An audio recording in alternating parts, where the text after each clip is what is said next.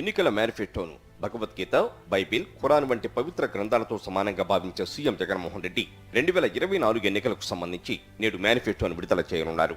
ప్రస్తుతం రాష్ట్ర ప్రభుత్వం అందిస్తున్న పథకాలన్నింటినీ రెండో టర్మ్లోనూ కొనసాగించాలని నిర్ణయించినట్టు తెలుస్తోంది.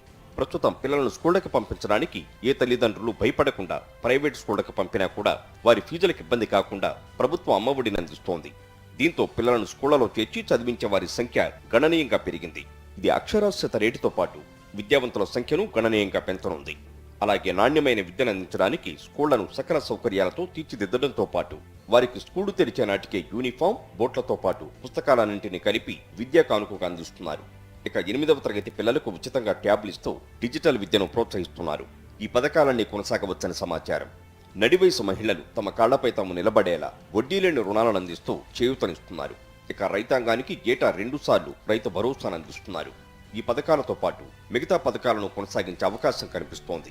నిజానికి రాష్ట్రంలో ప్రస్తుతం పథకాలన్నీ సాచ్యురేషన్ పద్ధతిలో, అంటే అర్హత ఉన్న ప్రతి ఒక్కరికి అందేలా అమలు చేస్తున్నారు. ఆర్థికంగా, సామాజికంగా బలహీనంగా ఉన్న వర్గాలను ఒక స్థాయికి తెచ్చి మిగిలిన వారితో వీళ్లు కూడా పోటీ పడేలా చేయాలన్నదే ఈ పథకాల అసలు ఉద్దేశం. అయితే ఉద్దేశించిన ఫలితాలు రావాలన్నా, ఇలా బలహీనంగా ఉన్న వర్గాలు ఆశించిన స్థాయికి చేరాలన్నా ఈ పథకాలను మరికొన్నాళ్లు కొనసాగించాల్సిన అవసరం ఉందని పార్టీ భావించిందని, ఈ నేపథ్యంలోనే ఆయా అంశాలన్నింటినీ పొందుపరిచి మేనిఫెస్టోను ప్రకటిస్తారని భావిస్తున్నారు.